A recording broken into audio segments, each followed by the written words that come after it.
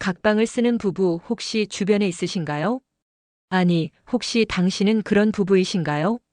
결혼은 두 사람이 함께하는 인생의 아름다운 여정이라고들 하죠. 하지만 현실은 함께 산다는 것이 때로는 꽤나 어려운 숙제가 되기도 합니다. 서로 다른 환경에서 자란 두 사람이 만나 매일매일 부딪히고 맞춰가며 살아가는 과정은 결코 쉽지만은 않죠. 특히 각방을 쓰는 부부들의 이야기를 듣다 보면 마음 한편이 씁쓸해지는 경우가 많습니다. 겉으로는 아무렇지 않아 보여도 그들의 눈빛에는 말 못할 고민과 외로움이 묻어나는 경우가 많습니다. 오늘은 왜 부부들이 각방을 쓰게 되는지, 그리고 그 안에 숨겨진 이야기들을 솔직하게 나눠보려 합니다.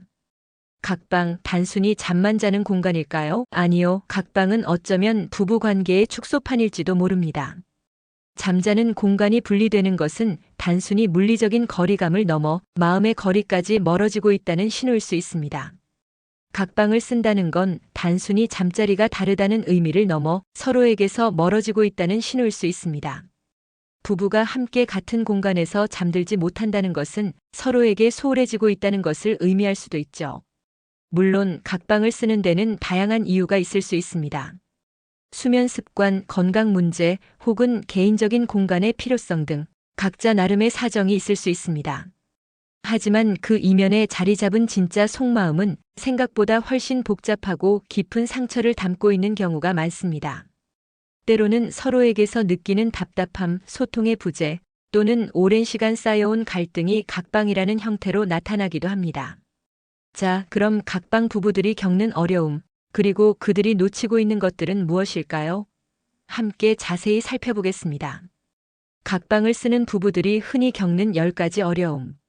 첫 번째, 소통의 부재입니다. 각방을 쓰게 되면 자연스럽게 대화의 기회가 줄어듭니다. 함께 밥을 먹고 TV를 보며 소소한 일상을 나누는 시간들이 사라지죠. 그러면서 서로의 생각과 감정을 공유하는 횟수도 줄어들고 오해는 깊어집니다. 사소한 오해가 쌓여 결국에는 서로에게 마음의 문을 닫게 되는 경우도 있습니다. 두 번째, 친밀감의 감소입니다. 부부에게 스킨십은 서로를 연결하는 중요한 끈입니다.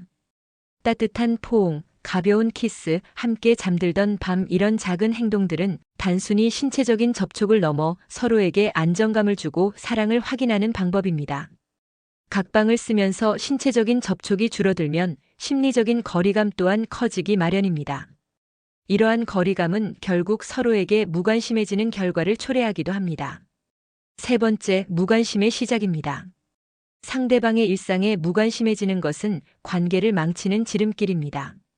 상대방의 작은 변화에도 무심해지고 무엇을 좋아하는지, 무엇을 힘들어하는지 관심을 기울이지 않게 되죠. 무심코 던진 말 한마디, 사소한 행동 하나에도 상대방은 상처받을 수 있습니다. 그러면서 서로에게 느끼는 감정은 점차 무관심으로 변해갑니다. 네 번째, 고독감의 심화입니다. 각방은 때로는 깊은 고독을 안겨줍니다. 곁에 누군가가 있지만 마음은 텅 빈 듯한 느낌, 혼자라는 외로움은 관계를 더욱 힘들게 만듭니다. 특히 힘든 일이 있을 때 기댈 곳이 없다는 것은 생각보다 큰 고통입니다. 함께 울고 웃으며 서로에게 힘이 되어주는 경험을 하지 못하면 더욱 고립감을 느끼게 됩니다. 다섯 번째, 오해와 불신의 증가입니다. 함께하는 시간이 줄어들면 오해가 생기기 쉽습니다. 서로의 생각과 감정을 제대로 공유하지 못하면 상대방의 행동 하나하나에 의심의 눈초리를 보내게 되죠. 작은 일에도 쉽게 상처받고 결국 서로를 믿지 못하게 되면 관계는 돌이킬 수 없는 지경에 이를 수도 있습니다. 불신은 관계를 파괴하는 가장 강력한 원인 중 하나입니다. 여섯 번째, 잦은 다툼과 갈등입니다. 소통의 부재, 친밀감의 감소, 오해와 불신은 결국 잦은 다툼으로 이어집니다. 사소한 일로 시작된 다툼이 감정의 골을 더욱 깊게 만들고 해결되지 않은 갈등은 관계를 더욱 악화시킵니다. 서로의 입장 차이를 좁히지 못하고 감정적인 대립만 반복하는 경우 관계는 파국으로 치닫게 됩니다. 일곱 번째, 성적인 불만족입니다. 부부에게 성적인 만족감은 중요한 부분 중 하나입니다. 각방을 쓰면서 성적인 교류가 줄어들면 불만족이 쌓이고 이는 또 다른 갈등의 원인이 될 수 있습니다. 육체적인 관계는 단순히 쾌락을 넘어 서로의 사랑을 확인하고 유대감을 강화하는 중요한 수단입니다. 이러한 욕구가 충족되지 못하면 관계는 더욱 불안정해집니다. 8번째, 정서적인 지지의 부족입니다. 힘든 시기에 서로에게 힘이 되어주지 못하는 것은 관계를 매우 약하게 만듭니다. 슬픔을 함께 나누고 기쁨을 함께 즐기는 경험이 사라지면 서로에게 의지할 수 없는 관계가 됩니다. 정서적인 지지는 서로에게 힘이 되어주고 어려운 시기를 함께 극복할 수 있도록 돕는 관계의 핵심 요소입니다. 9번째, 미래에 대한 불안감입니다. 서로에게서 멀어지면서 미래에 대한 불안감이 커집니다. 이 관계가 지속될 수 있을지, 앞으로 어떻게 될지, 불안한 마음은 현재의 행복을 갉아먹습니다.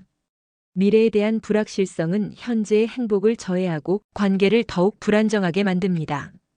10번째, 결국 이혼이라는 선택입니다. 위에서 언급한 모든 어려움들이 해결되지 못하면 결국 이혼이라는 극단적인 선택을 하게 될 수도 있습니다. 물론 이혼만이 정답은 아니지만 관계를 회복하려는 노력이 없다면 이별은 불가피할지도 모릅니다. 이혼은 두 사람 모두에게 큰 상처를 남기는 쉽지 않은 결정입니다. 자, 여기까지 각방 부부들이 겪는 어려움들을 살펴봤습니다.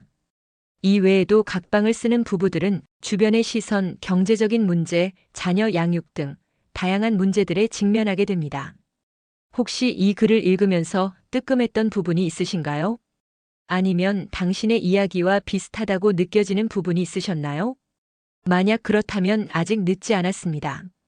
지금부터라도 관계를 회복하기 위한 노력을 시작할 수 있습니다. 중요한 것은 서로를 향한 진심과 관계를 개선하려는 의지입니다. 다음 영상에서는 각방 부부들이 다시 행복한 관계를 만들어갈 수 있는 방법들을 자세히 알려드릴게요. 부부 관계를 회복하기 위한 구체적인 방법들을 제시하고 행복한 결혼 생활을 위한 조언을 아끼지 않겠습니다. 기대해 주세요. 오늘 내용이 도움이 되셨다면 좋아요와 구독, 알림 설정 잊지 마세요. 여러분의 행복한 결혼 생활을 응원합니다.